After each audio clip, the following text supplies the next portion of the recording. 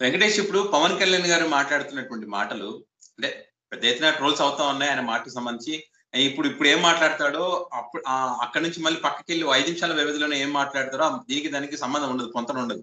ఆ రకంగా ఆయన మాట్లాడుతుంటారు. ఇప్పుడు ఆంధ్రప్రదేశ్ ప్రజల గురించి కుల భావన లేదా కులం గురించి మాట్లాడారంటాడు, మళ్ళీ కుల రాజకీయాలు వద్దని చెప్పి ఆయనే అంటాడు, మత రాజకీయాలు వద్దంటాడు, మళ్ళీ మతం గురించే మాట్లాడతాడు. ఈ రకంగా మాట్లాడుతున్నటువంటి క్రమంలో నువ్వు ఒక ఆంధ్రప్రదేశ్ యువకుడిగా నువ్వు నీ అభిప్రాయం ఏంటి అసలు ఆయన మాటల పైన? ఇప్పుడు మీరే అన్నారు, మన ఒపీనియన్ ఏముంటది, ఇప్పుడు ఒక మాట తర్వాత ఒక మాట మాట్లాడుతూ ఉంటాడు. ఆయన ఇన్స్పిరేషన్ గా తీసుకుంటారు చూడండి, అది హైలైట్ అసలు వేరే లెవెల్. అంతకు ముందు కూడా ఆయన ఎలక్షన్స్ లో ఏమన్నాడు, కనీసం కులభావం తెచ్చుకున్న ఓటేయండి, కులభావన కూడా లేదు మీకు అన్నాడు. ఎవరైనా మాట్లాడతారా? మా కులాల్లో ఎవడో కూడా ముఖ్యమంత్రి లేరు, మీరు ఓటేయండి, నేను అవి చూపిస్తా అలాంటప్పుడు నీ కులం వల్ల అడగాలి కదా నువ్వు ఓటు. అందరితో ఎందుకు అడిగినావు? పొత్తు పెట్టుకొని ఇప్పుడు చంద్రబాబు నాయుడు గారు క్యాస్ట్ వాళ్ళు ఎందుకు అడిగినావు, లేకపోతే కింద వేరే క్యాస్ట్ వాళ్ళు ఎందుకు అడిగావు? ఇంతమందికి ఎందుకు అడిగారు భారతీయ జనతా పార్టీ కానీ ఇదంతా కూడా? మా క్యాస్ట్ లో నుంచి ఎవరు ముఖ్యమంత్రి లేరంటే అంటే మిగతా క్యాస్ట్ లో మరి అన్ని క్యాస్ట్ లో నుంచి ఉన్నారా? లేరు కదా. ఎందుకు ప్రస్తావన తీసుకొస్తున్నారు? ఒక రాజకీయ లక్షణం, ఒక రాజకీయ నాయకుడికి ఉన్న లక్షణం అదా? ఇంకా అంతకుముందు కూడా దక్షిణాది అంటే కేంద్రానికి చిన్న చూపు. ఎందుకు చిన్న చూపు? చిన్న చూపు ఉండకూడదు, మేము పోరాడతాం, కొట్లాడతాం, అది ఇది అన్నాడు. నిన్న వచ్చి ఏం మాట్లాడుతున్నారు? ఎందుకు నార్త్ ఇండియన్ సౌత్ ఇండియన్ ఎందుకు డిఫరెన్స్ గా చూస్తారు మీరు? నార్త్ మొత్తం ఇండియానే కదా అని చెప్పేసి నా పేరు సూర్య, నా ఇల్లు ఇండియా అడేలా చెబుతున్నాడు. చేసేది ఇల్లే. పవన్ కళ్యాణ్ గారి సినిమాలో ఒక సాంగ్ ఉంటుంది, ఈయనకి ఎవరు కౌంటర్ ఒకలా ఆయన ఇచ్చేసుకుంటాడు ఆల్రెడీ. సరిగా చూస్తే ఆయన కౌంటర్ ఆయనకే ఉంటుంది. ఇప్పుడు ఇంకొకటి ఇది మనకి నమ్మొద్దు రన్నో రాజకీయ నాయకుడు అని చెప్పేసి జానీ సినిమాలో ఉంటుంది సాంగ్ ఉంటది మా రాజు మా కులమే అనే సాంగ్ లో రాజకీయ సాంగ్ ఉంటది. రాజకీయ నాయకుడు నమ్మొద్దు, మా దేవుడు గొప్ప అంటాడమ్మో రాజకీయ నాయకుడు, మా ధర్మం గొప్ప అంటాడమ్మో నాయకుడు. అట్లాగే ఉంది ఈయన చేసేది ఎలా ఉందంటే అలాగే ఉంది. ఈయన ధర్మం ఫాలో అవుతున్నట్టు నటిస్తాడు. యువతుల్ని కూడా అదొక ట్రాన్స్ లో పెడతారు. ఫర్ ఎగ్జాంపుల్ ఓపెన్ గా ఛాలెంజ్ చేస్తున్నారు, రేపొద్దున పవన్ కళ్యాణ్ లాంటి మొగుడు నీకు కావాలి అంటే, మొగుడు నీకు వస్తాడంటే ఏ ఆడపిల్లని ఒప్పుకుంటారు? ఎవరైనా కూడా నీకు పవన్ కళ్యాణ్ గారు మొగుడు లాంటి చెప్పుకోరు కదా. సో మీరు ఫస్ట్ దాన్ని అనుసరించాలి. మీరు ఫస్ట్ దాన్ని అనుసరించి దాన్ని చెప్పాలి. అంటే ఇంకొకటి, ఒక నాయకుడికి ఉండాల్సిన లక్షణం అంటే కులం, మతం, జాతి భేదం ఏది ఉండకూడదు. వాటి గురించి మీరు మాట్లాడకూడదు.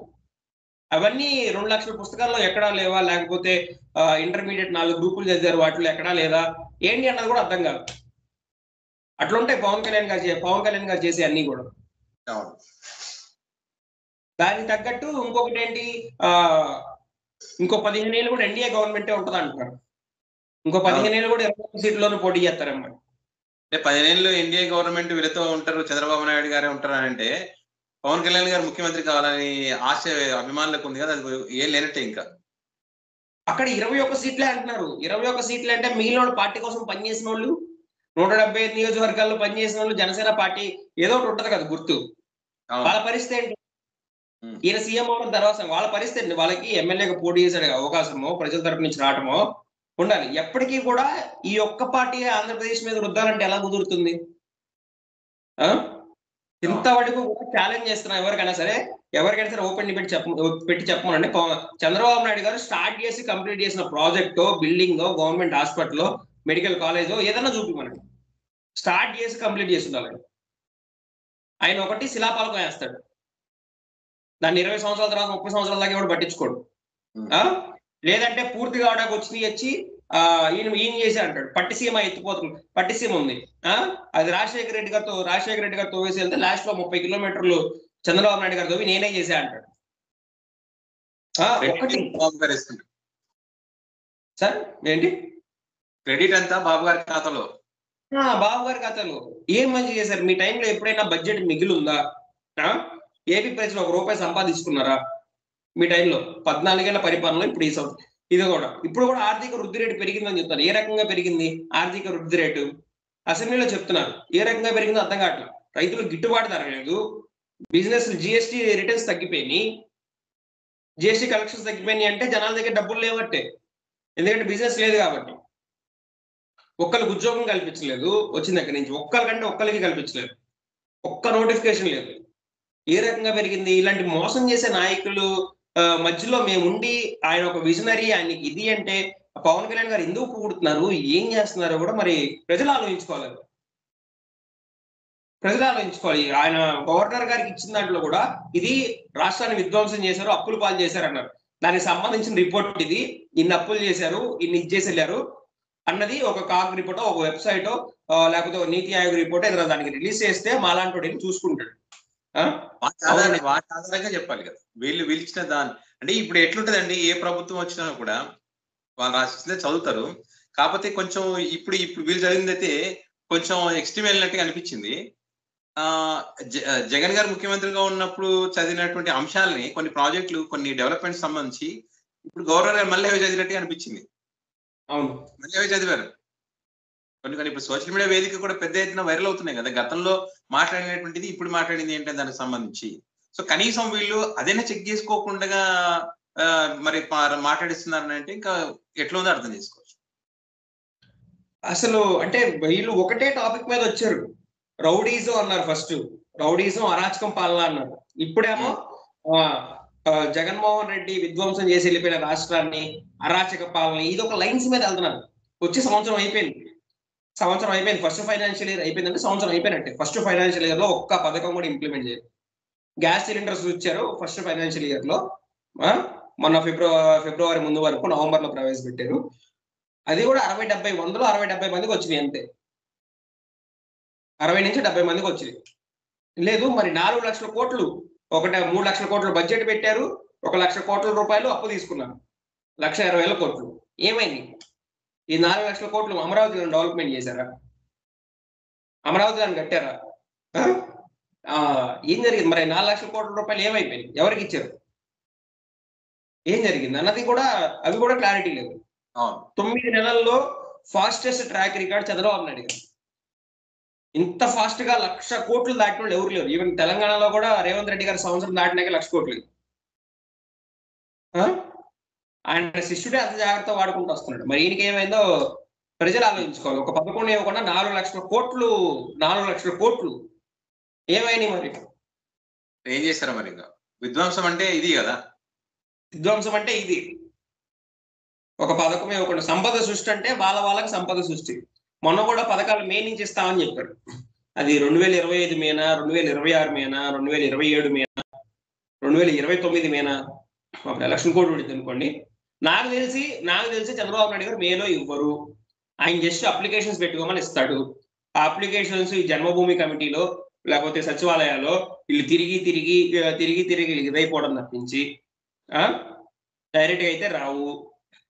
దానికి మళ్ళీ ఆ కౌన్సిలరో ఎమ్మెల్యేనో ఎవడో కూడా ఉండాలి, వీడు మనోడా కాదా అని చెప్పి చూసుకోవాలి. అప్పుడు కానీ రావు. ఎందుకంటే జగన్ గత 14 సంవత్సరాల్లో చంద్రబాబు నాయుడు గారి పరిపాలన జరిగింది ఇదే. ఓకే, ఒక జన్మభూమి కమిటీ పెడతాడు, అక్కడికి వెళ్ళి కూర్చుంటారు, అప్లికేషన్ రాసిస్తారు, దాని స్టేటస్ కూడా తెలియదు. 14 సంవత్సరాలు విజనరీ అని చెప్పుకునే ఒక వ్యక్తి కాగితాల మీద రాసిస్తే ఆ కాగితాలు ఏడున్నాయి, దాని స్టేటస్ ఏంది, ఇది కూడా చేయలేకపోయాడు. జగన్మోహన్ రెడ్డి వచ్చిన తర్వాత ఇంటికి వచ్చి రాసుకొని వెళ్ళి దానికి అమౌంట్ కూడా దాంట్లో డైరెక్ట్ గా డీబీటీ ద్వారా పడినాయి, డైరెక్ట్ బెనిఫిషరీ ట్రాన్స్ఫర్. ఈ ఎవరు విజనరీ ఎవరు కదా ఇవ్వడు. ఇప్పటికీ కూడా లాస్ట్ ఫైనాన్షియల్ ఇయర్ లో ఫీజు రియంబర్స్మెంట్ రాలేదు. ఇంకో వాళ్ళకి అయిపోయినట్టే, ఫీజు రియంబర్స్మెంట్ పోయినట్టే. ఈ సంవత్సరం కూడా నాకు తెలిసి 30,000 40,000 ఇస్తారు. ఎందుకంటే మేనిఫెస్టోలో వాళ్ళు ఫుల్ ఫీజు రియంబర్స్మెంట్ అని చెప్పేసి పెట్టలేదు, వాళ్ళు ఫుల్ ఫీజు రియంబర్స్మెంట్ పెట్టలేదు.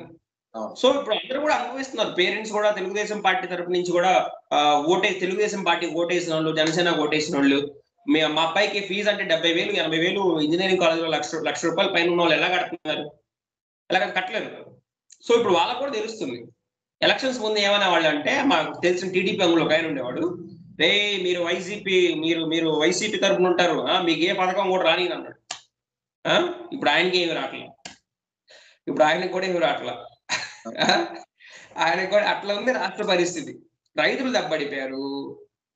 మిర్చి రైతులు కానీ, ధాన్యం రైతులు కానివ్వండి, లేకపోతే ఎవరైనా కానివ్వండి, వాలంటీర్లు కానివ్వండి, 2,50,000 మంది ఉన్నారు. వాళ్ళని తక్కువ మంది లేరు. వాళ్ళకి కానివ్వండి, వ్యాపారస్తులు కానివ్వండి, అన్ని విధాల రాష్ట్రాన్ని 9 నెలల్లో విధ్వంసం చేసింది వీళ్ళు.